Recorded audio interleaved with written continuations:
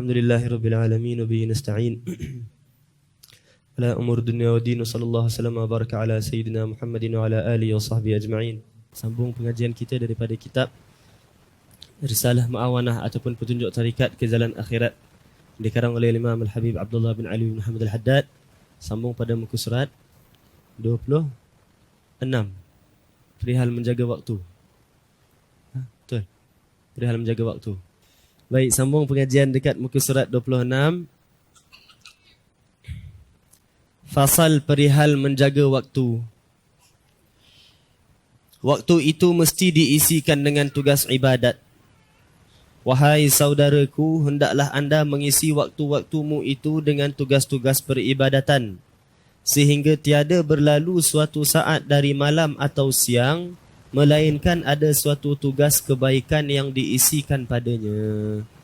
Dengan itu akan nampaklah berkat waktu-waktu itu dan berhasil faedah bagi umurmu, dan seterusnya akan berkekalan keinginan hati untuk bertaat kepada Allah Ta'ala. Baik. Perihal menjaga waktu, time management. Ini kita baru sebut berapa hari lepas. Sambutan Isra' Mi'raj kita ada sebut. Kenapa ada dalam umat Islam ini, umat Islam, Allah mengatakan di dalam kalender Islam ada di dalam kalender setahunan di sisi Allah Ta'ala ada 12 bulan.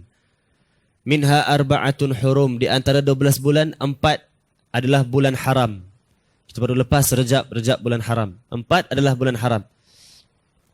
12 bulan di sisi Allah Ta'ala. Maknanya yang menetapkan 12 bulan siapa? Allah.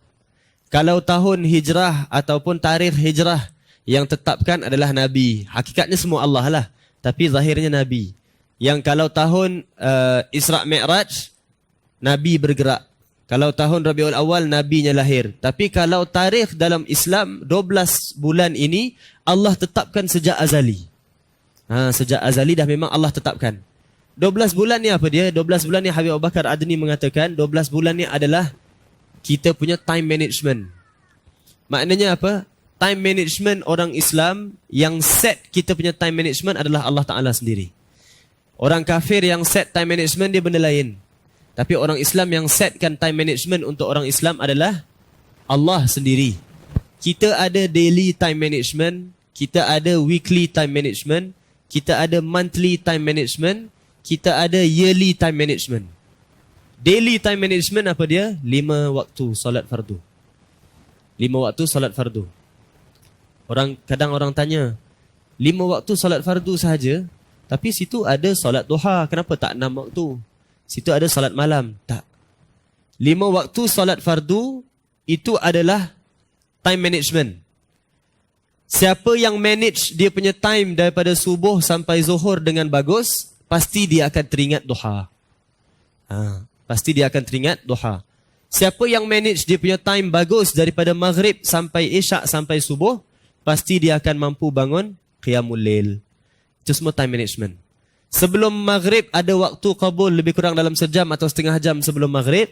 Siapa yang manage dia punya time antara asar dan maghrib dengan bagus, dia akan sedia untuk waktu qabul. Selepas subuh sampai duha ada waktu yang makbul. Siapa yang manage dia punya time daripada subuh sampai zuhur dengan bagus, dia akan siap untuk waktu daripada subuh sampai duha dan dapat solat duha. Itu semua time management yang bagus. Islam dia ada daily time management. Tengok daily time management Islam. Yang set siapa? Allah Ta'ala. Allah Ta'ala yang set. Jadi orang ajak jumpa, kita tak dulu orang-orang tua, khususnya yang kalau saya sebut orang tua, ayah saya, datuk saya, peringkat-peringkat sini ramai lagi yang masih baya-baya mak ayah saya lah. Baya-baya mereka ni, timingnya, seingat saya, orang tua saya daripada dulu, daripada kecil, jarang saya dengar pukul berapa nak jumpa, jam 3, jarang. Pukul berapa nak jumpa, dalam 2 jam sebelum asar lah. Betul tak? Time dia mesti waktu solat. Jomlah kita jumpa gini-gini, jam berapa nak jumpa? Dalam lepas zuhur lah. Kan gitu kan? Tengok orang-orang tua semua ngangguk. Betul, memang gitu. Rata-rata memang gitu. Timing dia 5 waktu solat. Cukup dengan 5 waktu solat, kita boleh manage our time very well. Kalaulah lari pun, lari few minutes, lari tak jauh lari. Sebab apa? Antara waktu-waktu tu dah ada peringatan yang tetap. Ada peringatan yang tetap. Jadi itu kita punya daily time management. Orang kafir apa dia punya time management dia? Saya paling suka kalau tengok orang-orang yang kerja office. Orang yang kerja office, orang kerja corporate. Minta maaf lah. Kita bukan kerja corporate bagus. Bagus. Baguslah kerja corporate. Tak ada masalah asalkan kerja halal apa semua. Cuma kalau kerja itu kena bezakan time management kita dan time management orang kafir. Yang ada orang solat kerja corporate, dia punya daily life activity macam, minta maaf cakap, macam orang kafir. Bezanya cuma dia diri, duduk, tunduk, diri, duduk, tunduk, solat. Itu sahaja. Itu aja bezanya. Waktu sama macam orang kafir.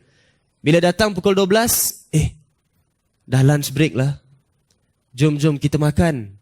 Nanti nak kena solat, nak masuk kerja lagi, takut tak sempat. Maknanya apa? Dia punya time management, lunch break. Solat sampingan. Nanti kalau lunch break dah habis, kena kerja balik. Maknanya yang manage dia punya time siapa? Majikan dia. Bukan Allah Ta'ala. Yang ada orang bila lunch break aja, dah lunch break. Jom kita makan cepat-cepat. Nanti solatnya lambat, dah masuk waktu tak sempat solat. Kan beza. Ayatnya, waktu sama, kerja pun kerja sama, tapi ayatnya menentukan apa yang manage dia punya time. Nanti dah pukul 5, dah pukul 5, jom kita bungkus. Nanti nak balik, jalan jam, aku nak kena solat asar pula. Betul tak? Asarnya sampingan. Maknanya bukan asar yang manage dia punya time. Yang manage dia punya time majikan dia. Kalau orang yang asarnya manage dia punya time, dia kerja juga corporate, tapi bezalah dia punya pendirian dia. Dah pukul 5, aku masih tak solat asar lagi. Kena cepat-cepat habiskan. Nanti lagi lambat, lagi susah.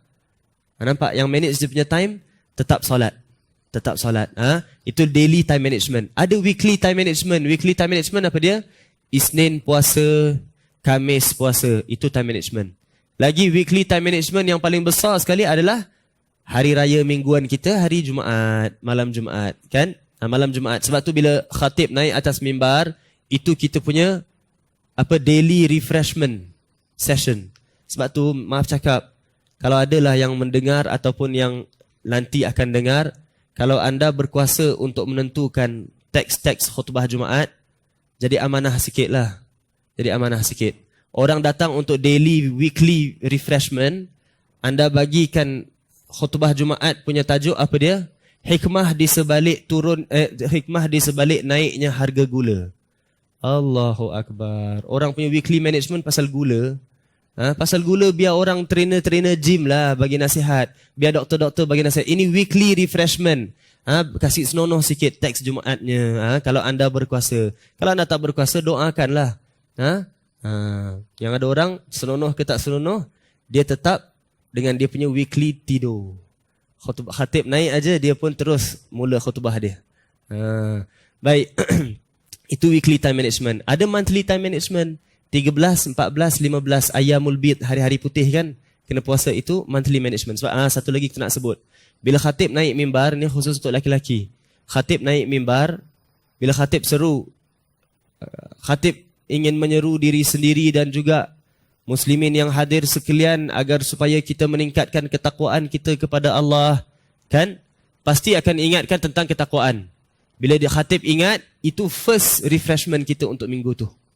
Ingat balik bila khatib seru untuk bertakwa, macam mana ketakwaan kita 1 week ago. Kan time management tu. Kan time management. Tengok from last punya seruan untuk takwa dan yang sekarang, ada beza tak ketakwaan kita? Dan yang sebelumnya ada beza ke tak atau makin merosot? Itu semua time management. Time management. Ada monthly time management. Ada kita punya yearly time management, iaitu bulan Ramadan. Sebab itu para ulama mengatakan, kalau Ramadannya diberkati, 1 tahun sepenuhnya pun diberkati juga. 1 tahun sepenuhnya pun diberkati. Baik, itu dimaksudkan dengan perihal menjaga waktu. Dan menjaga waktu ni Nabi SAW menyebut, orang yang untung itu adalah orang yang hari ini lebih baik daripada semalam, dan esok lebih baik daripada hari ini. Kenapa? Sebab dia manage dia punya time dengan baik. Manage dia punya time dengan baik. Subhanallah, bab time management ni bab time management ni ada ulama, contohnya Al-Habib Abdullah bin Hussein bin Tahir. Beliau itu solat duhanya beratus rakaat. Di samping itu setiap hari 25,000 la ilaha illallah. 25,000 selawat 25,000 istighfar. Di samping itu ada dakwahnya, di samping itu ada mengaji kitabnya, di samping itu ada ngulang hafalannya, di samping itu ada orang minta nasihat-nasihatnya, di samping itu bangun malamnya. Subhanallah, time management. Dan ulama kata ni bukan karamah.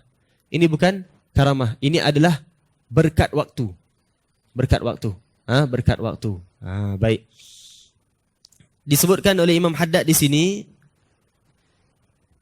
apabila orang tu manage dia punya time dengan baik, dia dapat menambah keinginan dalam hati untuk mentaati Allah Ta'ala. Betul. Kita punya waktu dalam hari kita, katalah kita mula dengan subuh. Mula dengan subuh. Mula dengan subuh, habis lepas isyak bila kita tidur. Baik. Itu time, dia macam satu line. Daripada satu tali. Daripada sebelum subuh sampai kita pejam mata. Satu tali. Satu tali yang dah teratur. Apabila satu aktiviti kita tangguhkan, terputus tali.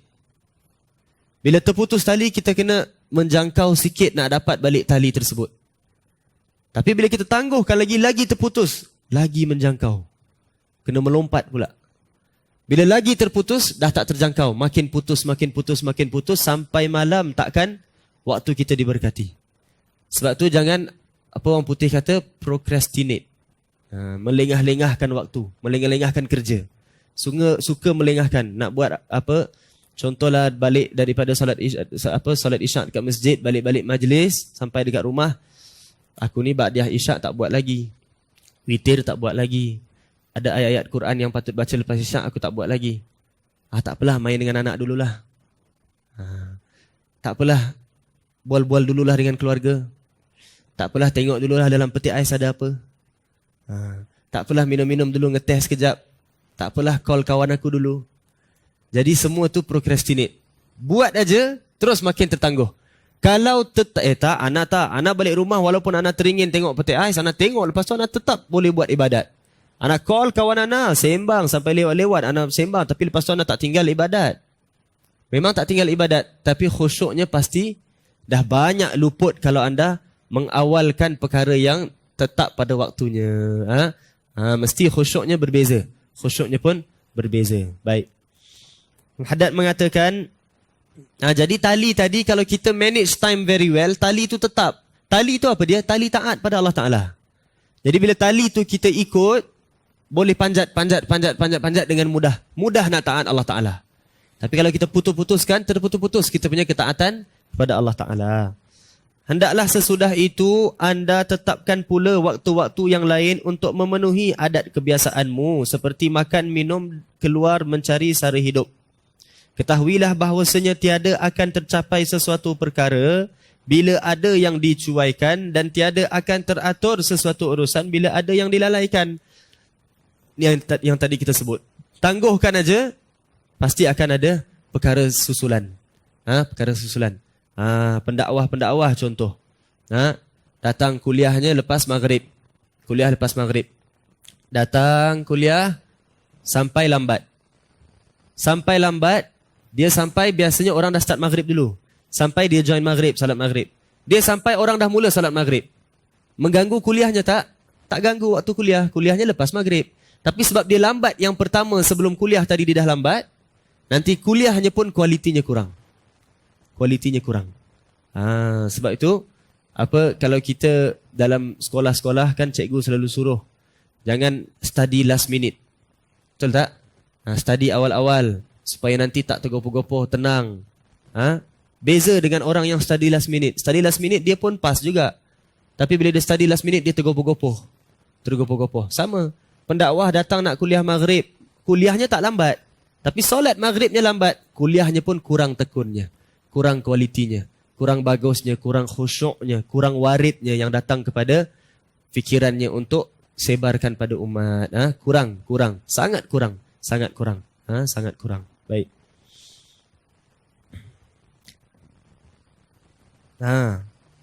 Ini Imam Haddad kata kena tetapkan waktu-waktu. Tetapkan waktu untuk ibadat dan untuk adat. Dah tetapkan waktu untuk ibadat yang diperlukan, tak boleh tak mesti kena ada setiap hari. Ibadat-ibadat yang tak boleh tinggalkan lah. Contoh solat, zikir, ratib yang perlu untuk setiap hari. Dah ada semua tu dah tetapkan, baru kita tetapkan perkara adat. Baik. Kalau kita tetapkan waktu untuk ibadat, ni uruf masyarakat kita lah dekat Malaysia ni. Kalau kita tetapkan waktu untuk ibadat dulu, kemudian kita letak adat, maknanya kita akan masuk kerja dalam pukul 8. Bagi orang yang tinggalnya jauh, susahlah. Kan? Keluarnya 8.30 kan dah jam teruk. Nak kena keluar pukul 7.30. Kan? Nak keluar pukul 7 suku. Yang ada tu lagi awal, 6.30. Keluar. Kalau kita tetapkan waktu untuk ibadat, maknanya apa? Lunch break kita akan lama. Sebab apa? Lepas zuhur ada zikir-zikirnya. Ada qabliyah 4 rakaat, ba'diyah 4 rakaat. Kan? Habis macam mana? Sebab itu kita set kita punya waktu, weekdays kena berbeza dengan weekend. Yang ada orang, weekend pun dah macam weekdays. Tak masuk office tapi ibadatnya tetap tak ada. Yang ada orang lain pula, weekend ibadat ada, weekdays pun diletak ibadat. Tak boleh, haram. Habis zuhur kawan-kawan dah masuk kerja, afwan Ana ba'diyah 4 tak pernah tinggal. 40 tahun Ana tak tinggal. 40 tahun kau buat dosa.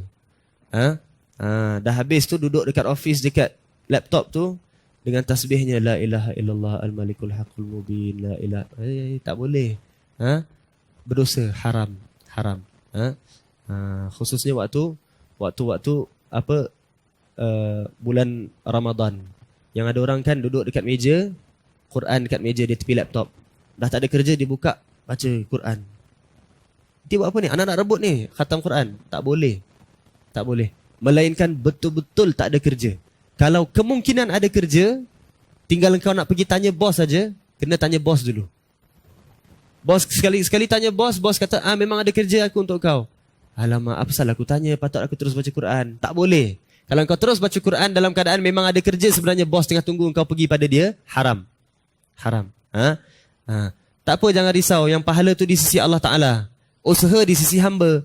Jadi kalau ikhlas adalah amalan pada waktu tu adalah amanah, buat amanah dapat pahala wirid-wirid ni semua walaupun tak dapat buat. Asal amanahnya dijaga. Weekend cerita lain lah. Weekend kena manage balik time. Yang ada orang weekdays bangun awal sebab nak pergi kerja. Weekend bangunnya lambat. Weekend, kalau weekdays subuhnya awal. Weekend duhanya berkunut. Itu duhanya berkunut maknanya apa? Subuhnya dah qada. Subuhnya dah qada. Weekends kena manage time balik. Maknanya time management kita weekdays dan weekend berbeza. Kan? Berbeza. Kena manage time. Baik. Imam Haddad kata kena tetapkan waktu. Tetapkan waktu macam mana? Tetapkan waktu bukan, contoh kita tetapkan waktu untuk ibadat. Tetapkan waktu untuk ibadat, sehari ana mesti baca ratib Haddad dan ratib Attas, contoh. Bila nak baca? Satu ana baca pagi, satu ana baca malam. Contohlah. Sehari ana mesti baca Wirdul Latif 2 kali. Satu pagi, satu malam. Petang. Bacanya bila? Tengoklah bila aku sesuai nak baca. Kadang sebelum zuhur baca Wirdul Latif. Masih pagi. Tak boleh.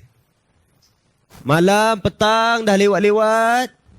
Ataupun waktu-waktu yang tak tentu. Kadang pagi sangat. Kadang tengah hari. Imam Haddad kata kena tetapkan waktu. Tetapkan waktu maknanya apa? Schedule timing. Dah schedule. Bacanya bila? Makna lepas subuh ana mesti baca Yasin, mesti baca wirid Syekh Abu Bakar bin Salim, Allahumma ya azim as-sultan, contoh.